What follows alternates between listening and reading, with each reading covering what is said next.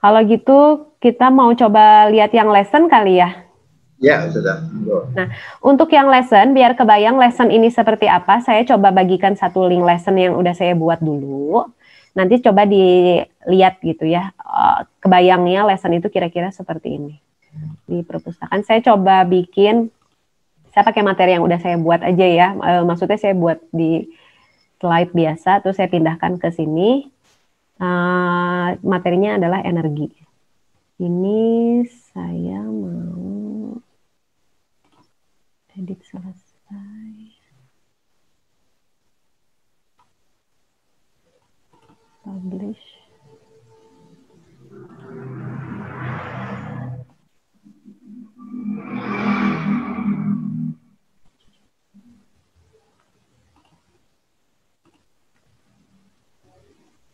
Silakan dicoba dulu lihat untuk lesson itu kira-kira seperti itu. Ya, jadi sebenarnya lesson ini itu kan kalau kuis itu lebih memang sifatnya tes ya, trivia kita kasih pertanyaan terus. Nah, tapi kalau lesson ini kita lebih ke dalam seperti kita kasih slide PowerPoint atau slide di Google Slide gitu.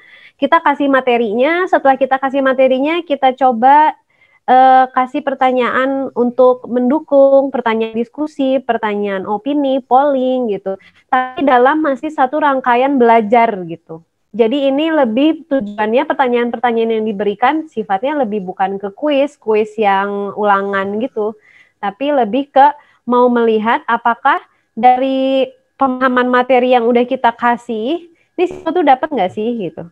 Kayak kalau di kelas kan tukannya gitu kan, misalnya terus kita coba kasih tes 1-2 soal gitu, atau enggak kita coba kasih pertanyaan apa menurut kamu yang ini. Nah, ini kita rangkai dalam satu quiz ini. Dan cara tampilan, saya juga kemarin coba tampilannya di handphone ya. Secara tampilan memang enak banget kalau buat siswa gitu ya. Dia bisa di handphonenya dia teksnya jelas, kemudian ada gambar gitu. Jadi menurut saya ini sangat potensial untuk kita gunakan di kelas, tapi dia masih baru, artinya masih banyak fitur-fitur yang belum maksimal. Nah, tampilannya tuh seperti ini, seperti memang sebenarnya seperti kayak PowerPoint.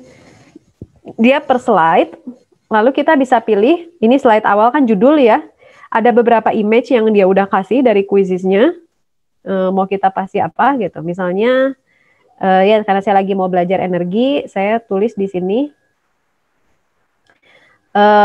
apa tadi bisakah kita hidup tanpanya gitu ya. Jadi saya cuman mau kasih objektif pelajarannya adalah saya mau memberikan informasi bahwa dalam penggunaan energi kita masih menggunakan energi fosil gitu. Nah, ini selesai satu image. Udah selesai, terus kita add slide.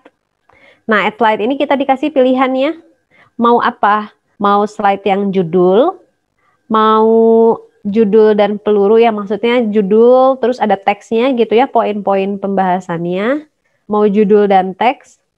Nah, sayangnya video, padahal kalau bisa kita masukin video enak banget ya, tapi sayangnya video itu untuk akun berbayar.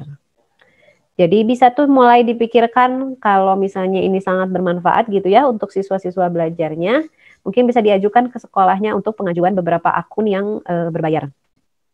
Audio juga sama, jadi kita bisa memberikan suara kita gitu ya, ngejelasin dalam bentuk audio gitu di dalam lesson ini, tapi ini sama video dan audio itu untuk akun berbayar. Kalau gambar enggak. Nah, pilihan-pilihan teks di sini kita bisa pilih. Sebentar, saya harus cek, saya tuh mau kasih gambar apa sih. Nah, awalnya misalnya saya mau di kelas itu kita mau diskusi dulu, mau polling. Nah, berarti saya nggak pilih di slide, tapi saya pilih di pertanyaan interaktif. Saya pilihnya di polling, pemilihan. Bisakah kamu bertahan 1 minggu tanpa listrik? Karena ini cuma polling, jadi saya cuma bisa, tidak. Udah selesai. Sama kayak tadi, ini caranya mah sama. Kalau untuk kasih pertanyaan interaktif, ini sama persis kayak kuis yang tadi kita buat. Udah selesai, kemudian kita tinggal tambah slide lagi. Misalnya kita masukin di sini slide-nya materi. Apa sih energi itu?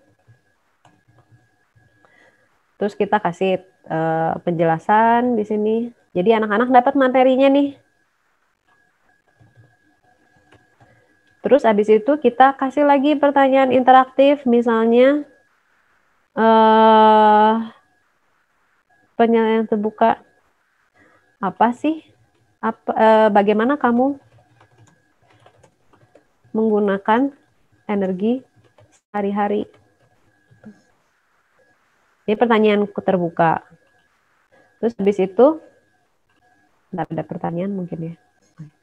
Terus habis itu kita coba mau kasih gambar gitu.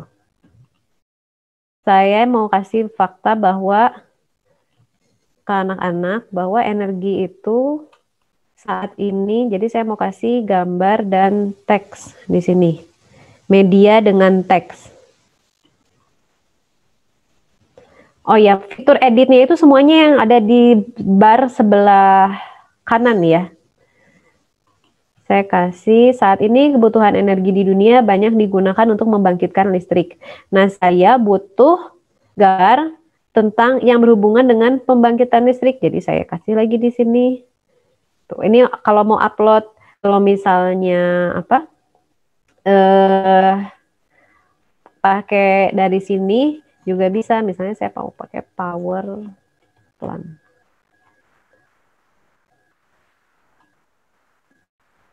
Image address lagi, terus masukin lagi di sini.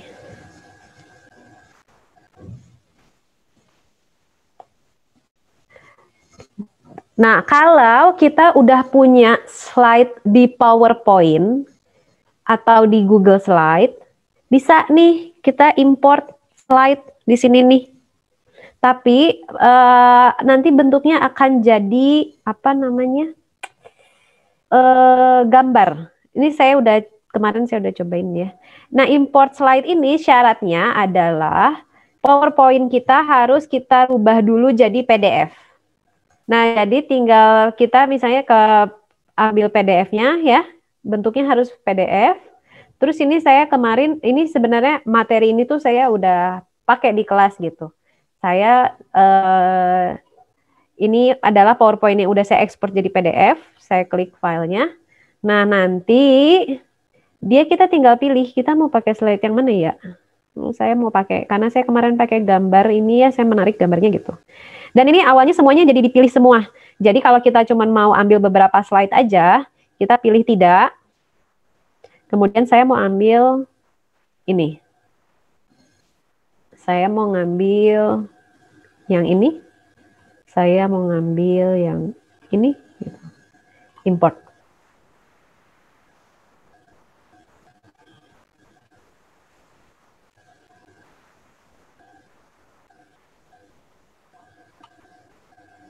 Nah, jadi si materi-materi yang kita buat kalau buat di sini, kalau dari pendapat saya pribadi, untuk pembuatan gambar, di sini itu nggak fleksibel. Jadi, kita bisa buat dulu slide-nya ya di PowerPoint, atau kalau yang terbiasa pakai Google Slide, di Google Slide, kemudian kita ekspor, dan kita masukin ke sini. Tinggal kita import lagi tadi. Nanti di sela-selanya, kita kasih pertanyaan-pertanyaan interaktif, gitu. Yang ini nih, yang sifatnya misalnya pertanyaan, ini bisa kita ganti sama pertanyaan interaktif. Nanti sela-sela, jadi seperti kita mau jaraknya jauh pun gitu ya, anak-anak itu bisa tetap seperti berdiskusi gitu, tapi memang berdiskusinya melalui chat gitu ya, melalui teks gitu. Dan kita juga nanti bisa lihat hasilnya, hasil diskusinya. Kira-kira gambarannya seperti itu sih kalau untuk lesson. Nah, untuk menerbitkannya sama kayak tadi di sini, nanti dia ada fitur ini ya di paling atas pojok kanan atas, menerbitkan. Sama kayak tadi quizisnya ini sebenarnya dalam bahasa apa?